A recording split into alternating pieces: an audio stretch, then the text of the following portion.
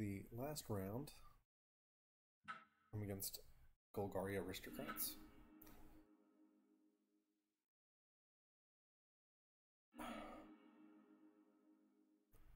So this hand is perfectly keepable. Torture Existence, Sacrifice Outlet, Brown Scale. It's a great hand.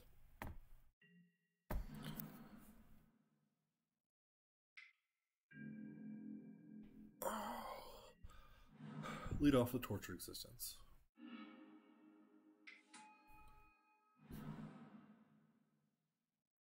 He's on green, so I assume he's aggro. I don't know what he's playing, but I assume he's going to have like a turn 2 Burning Tree Emissary, so rather than play out the Hollow, I play out the Witch and the Fume Spitter.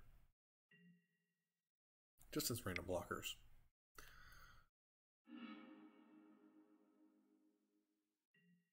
So he cycles Ashburns to find himself a swamp. And then there's a Nest Invader. So here I think I'm just going to... I go for a killing off the Nest Invader.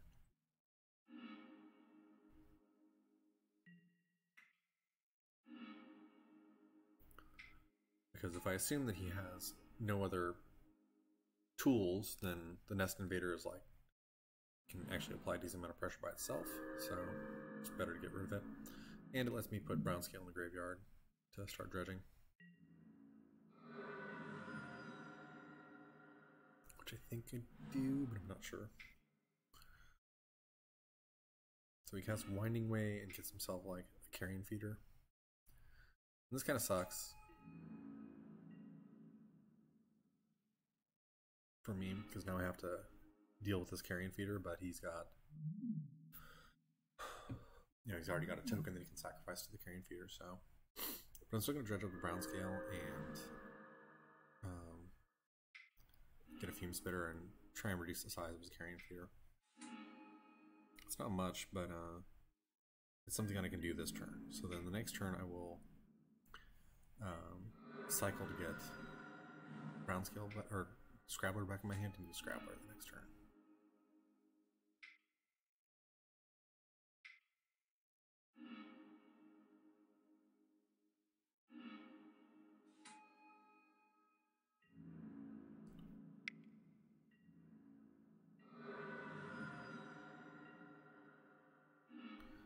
And just going to start dredging endlessly here.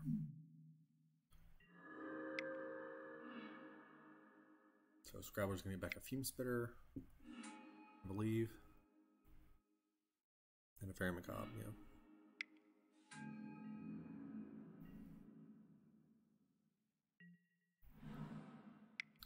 I am kind of choked on mana, but... And then him playing a Mortician Beetle really complicates things, because now this Fume Spitter can't reduce the size of the Carrion Feeder anymore. I mean, it can, but it's going to make the Mortician Beetle bigger, so I'm danged if I do, danged if I don't. And then his Winding Way actually hits a couple different creatures. Another Carrion Feeder, another Mortician Beetle. And this makes my job really difficult. I'm going to have to navigate some pretty rough waters here for a little while. But him attacking the way he is... Shoot, hang on. Him attacking the way he does means that I can keep on getting value from the Grave Scrabbler. But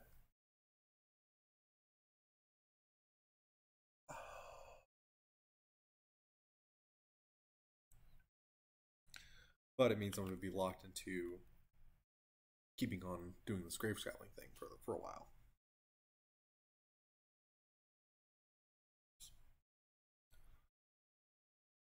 So I double block the zombie, hoping that he's just going to sacrifice to the Carrion Feeder. I think he just makes the trade. I'm not sure. Yeah. He makes the trade, which I'm pretty okay with. Rather than sacrificing. I draw land, it's good. So I can get back Scrabbler, activate it, and play up Fume Spitter. Although I might grab a Tree Folk here, I'm not sure. Yeah. Grab a Tree Folk and a Crypt Rats.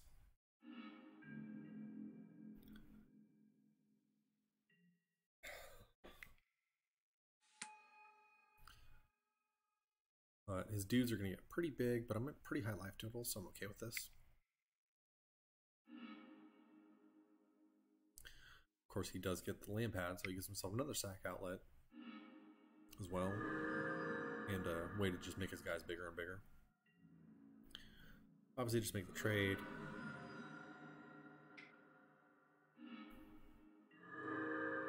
Get back Scrabbler. Dredge the brown scale. And then I draw this Faceless Butcher, which is really good. Because I can just start exiling his things.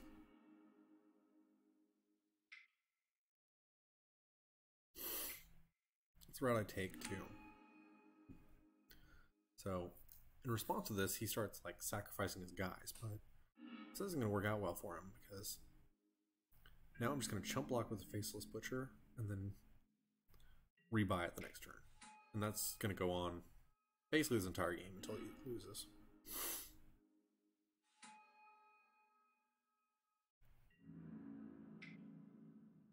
And this is why this card is a really good inclusion in this deck. Because there's some matches where you just... there's no way that I win with like crit rats here.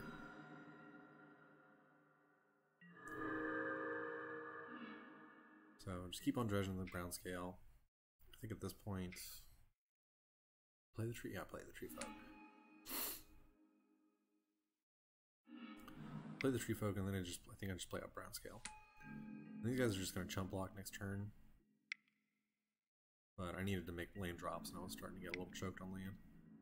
So, yeah, we just chump block with these dudes. Next turn we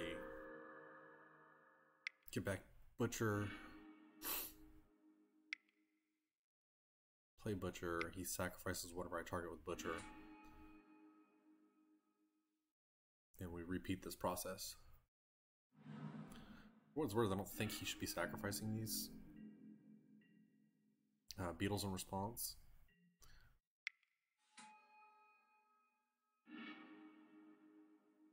But he does.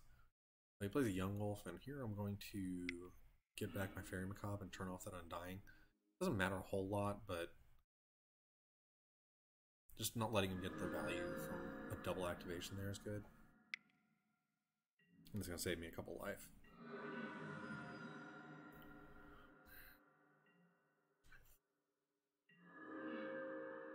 Same route, dredge the brown scale. Get back the Butcher. Butcher targeting Beetle. Except this turn I don't even need to. I can also play a Scrabbler. So, yeah. So Butcher does that. Targets the Beetle. And then he goes for the Carrion Feeder, which he should be sacrificing. If he's going to sacrifice these things, he should be sacrificing to the Lampad, not the Carrion Feeder, but that's not the route he chose to take.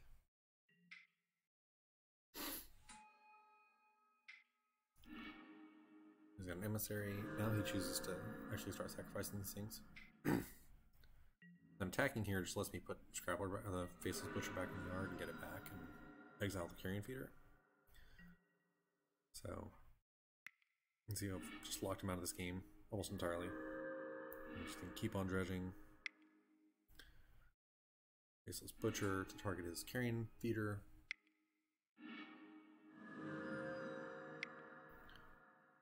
And play Tilling Tree Folk to get back a couple lands. I'm going to bog him here.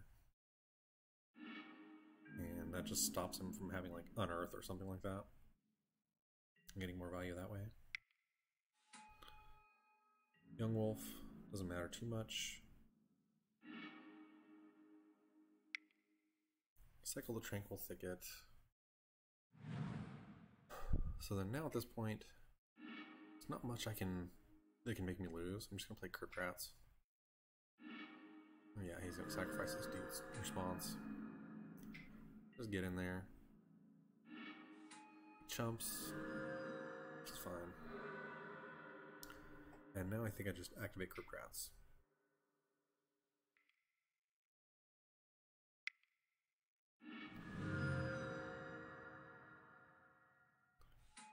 Brings me down to 5 life, but that's okay. Because I've got an answer. In brown scale. Brown scale gets back Scrabbler, Scrabbler. I'm a Dredge.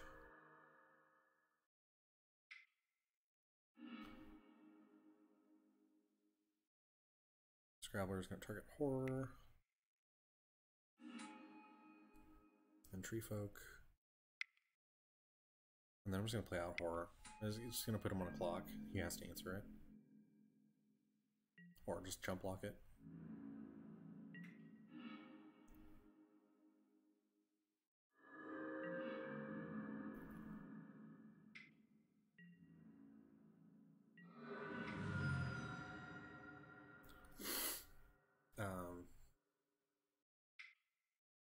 Let me just play Lane Pad.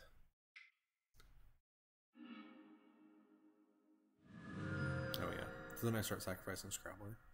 And getting Scrabbler back and doing that loop. So now I can get another discard Scrabbler to rebuy like a Faceless Butcher or Tree Folk or whatever. No, just rebuy a Fume Spitter. That's probably fine. So now if he doesn't answer Horror, he's dead this turn. And that's what happens. He's even going a little slow, but that's going to cost me too. Alright, so game 2.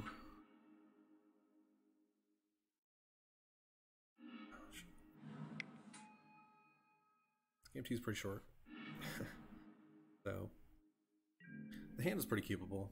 Like, it had 2 frogs, Scrabbler, Brown Scale, Tranquil Thicket, I think 3 lands. And then I drew a Torch Resistance, which made it good. So, but he fiends away my Tortured Existence right off the bat. So that makes this game a little bit more awkward. Play out the wilds here.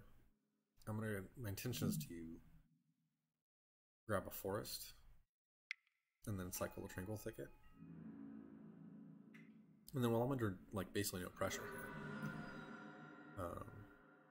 I'm going to cycle this thicket.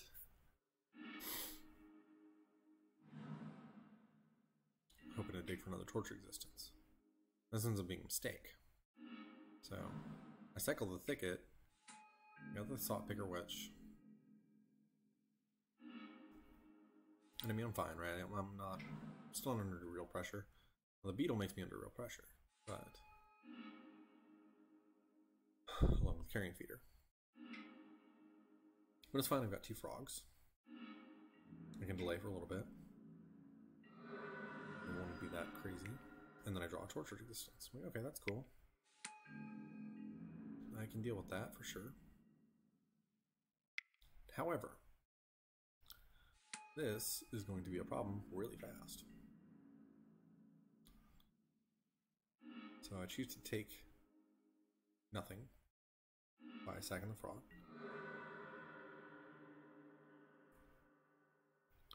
Now, I mean, I have to sacrifice the frog or block both of these. So I choose to sacrifice the frog. He's got a Lamp Pad. That's pretty bad for me. So I go rebuy the frog. At this point, I have to get... I've got an infinite loop, but I have to get more land.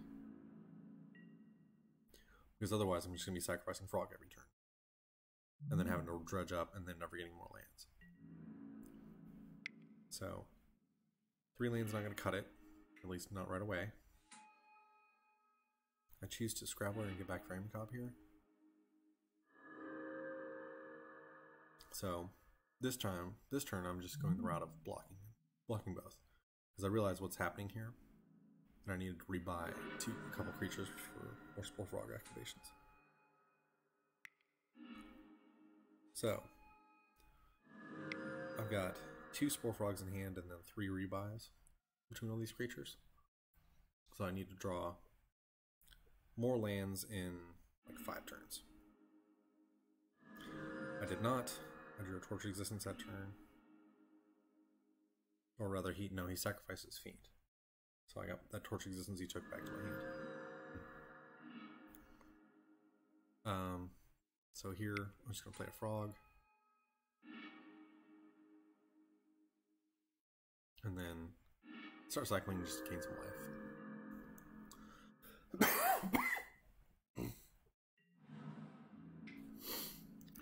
doesn't matter a whole lot, but... And I have to sacrifice the frog every turn, or else he just kills me with this land pad, sacrifice out. So I'm stuck here for a bit. I drew a dead weight at this point, and I should have used it. I don't think I did. I don't remember why.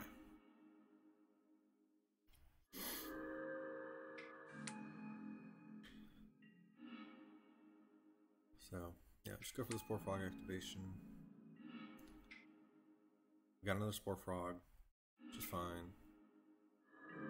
And now I've got 2 brown scales, so I'm in pretty good shape now, and as long as I just draw another land.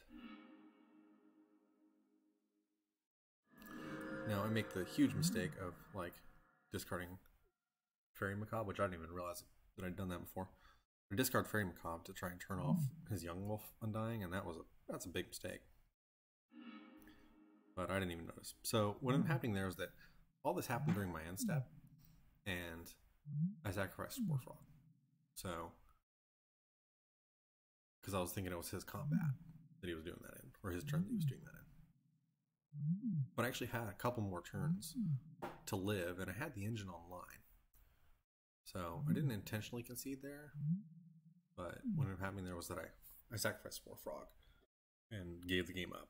But I had 2 or 3 more turns to just draw.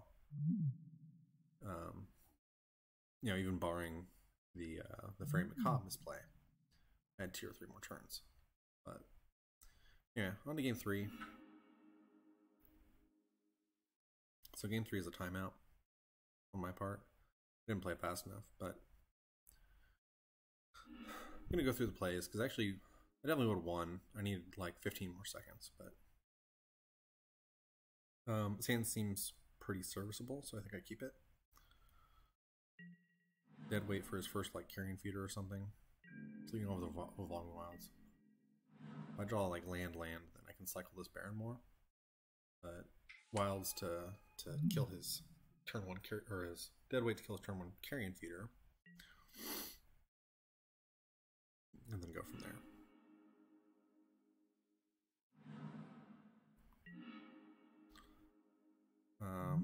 So I've got another Faceless Butcher. Yeah, so I play the Carrion, the Baron more from my hand. So not drawing a land there means that I realize I'm going to be land choked. He doesn't do anything on turn 2, which is good for me. So then at this point, given that I have the Faceless Butcher in my hand, I'm going to play out the Thicket. No, I'm not. That was dumb of me. I should have played out the Thicket. No reason not to play out the Thicket. Mesmeric Fiend just doesn't matter. He takes a brown scale because he realizes it doesn't matter. I think in my mind I was thinking that if I drew another land, then not playing the Thicket there was okay. But I didn't draw another land, so I'm just going to play out the Thicket anyway. I'm going to play out the Stinkweed as well.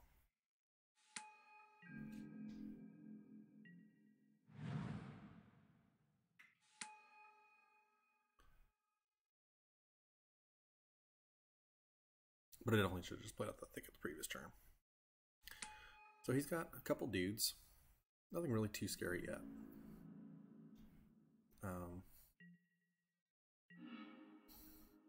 Alright, so I draw Commune. Obviously just digging for Torch Existence. I find it. Good deal.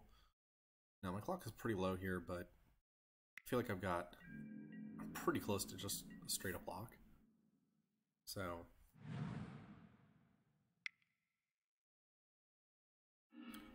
of course his Winding Way actually hits a couple of creatures, and they're the ones that matter a lot, like the Carrion Feeder and Mortician Beetles. So all of a sudden my match just went from okay to oh my god, now I gotta deal with all his nonsense. So here we're gonna start dredging just to regain some life and start doing basically the same thing we did last game, which is Faceless Butchering all his creatures until he doesn't have anything that matters anymore. The difference here is that I don't have a sack outlet, but I can't just jump with the Faceless Butcher.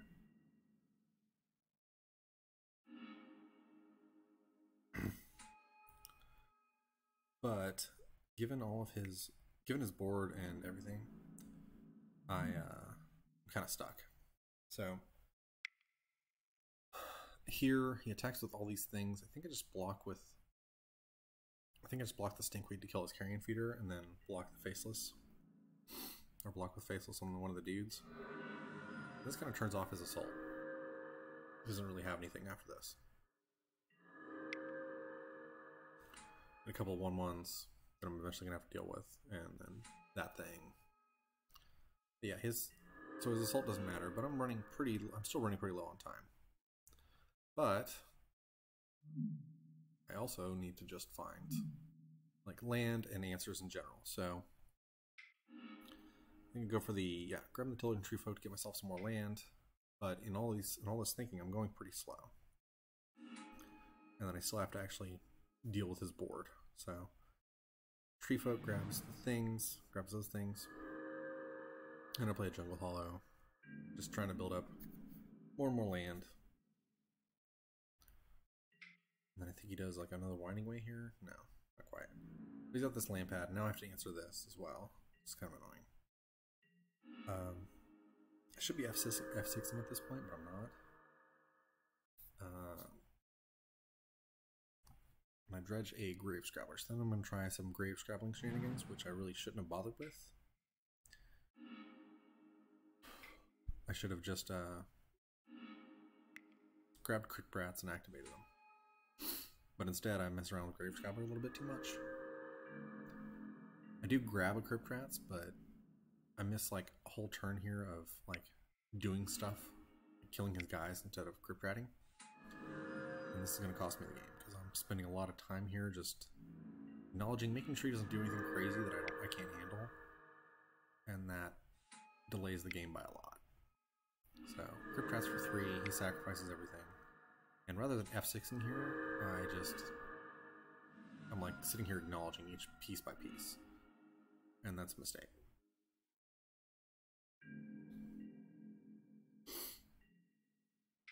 So I'm still running low on time.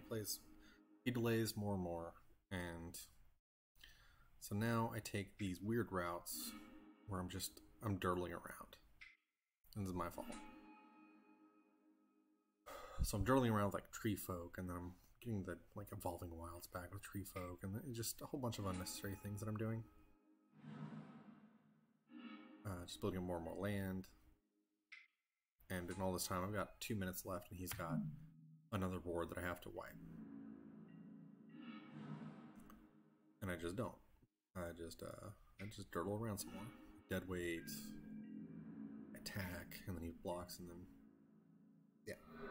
So right here, instead of like playing a Faceless Butcher, I do that attack, and that costs me more time too. Because now I'm going to like mess around with this Undying thing, when I could have just played a Faceless Butcher and exiled his Young Wolf. That's more attacks. And now I'm at 1.5 minutes, and he's at 26 life. So what do I gotta do? Well, the answer is I gotta get some things on board real fast and start attacking very aggressively. Which would have been much handier if I'd had a Faceless Butcher to exile his Young Wolf before.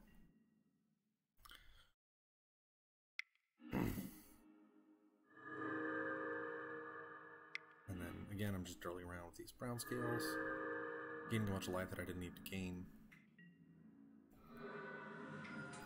My defense now at this point, I am going for the brown scale beatdown plan, but I'm at 55 seconds now. I had 3 open mana to do stuff with, and I just didn't. So I could have like, grabbed another Crypt Rats from here, or a Stinkweed, or like even Fairy Macabre at this point. Wasn't necessary to be in my graveyard. And that's not the route that I took. And again, we have another stupid delay, completely unnecessary delay here, by not playing Faceless Butcher. And then I Grave Scrabbler and grab back a bunch of things that don't matter. And now I play this Wicker Ball. And here, which would have been smart, I could have blown out my own Tortured Existence and then played another one the next turn. I chose not to do that. I chose to just not do anything. And now I'm at 22 seconds, and he's now got a Mortician Beetle that I have to deal with. So I Crypt Rats for 1. I start getting in there, but it's just going to be too late. So he goes down to 11. And what ends up happening here is I get caught up on my next step. I could have still salvaged this game if I had, right here at his end step, discarded one of these butchers for a Crypt Rat. I had 1, 2, 3, 4, 5, 6, 7, 8, 9, 10. So if I had discarded one of these faceless butchers for Crypt Rat, attack real quick, and then play Crypt Rat and Crypt Rats for 1. Or like I said, if at any point I played a faceless butcher, then I could have just attacked and had lethal here. So then we go to here on my end step. I didn't do anything, and then I go to do some stupid things again here. So I grab this Crypt Rat, and then I get caught up here on this Stinkweed draw step thing. So I spent like another 3 seconds here on this draw step, and I'm just too low on time. I can't even attack. And then he wins because I ran out of time. So you can see I actually win this. I mean, I win this game if I had 10 more seconds, really. But I didn't, and I played pretty slow and not aggressively enough with the Faceless Butcher on earlier turns. So, well, that is what it is. Hope you guys enjoyed. Sorry about a couple of replays that were bad, but not much I can do about that. I do like this deck. I think it's pretty sweet. I'm going to make a couple of changes to it as well. This is the deck that I ran with. I think the dead weight right here is pretty awkward, so I think I'm just going to get rid of that. And then I think Raven's Crime really needs a more dedicated shell, so that's going to get rid of for sure. So the list that I'm going to end up going with in the future is going to be, in place of that Raven's Crime, I'm just going to add another Mesmeric Fiend to the sideboard. And then to the main, I forgot what I was going to add. Oh yeah, just kind of a ramp. So what I'm thinking of is this guy, this Yapamaya Granger, and that'll just let me put some land on the board.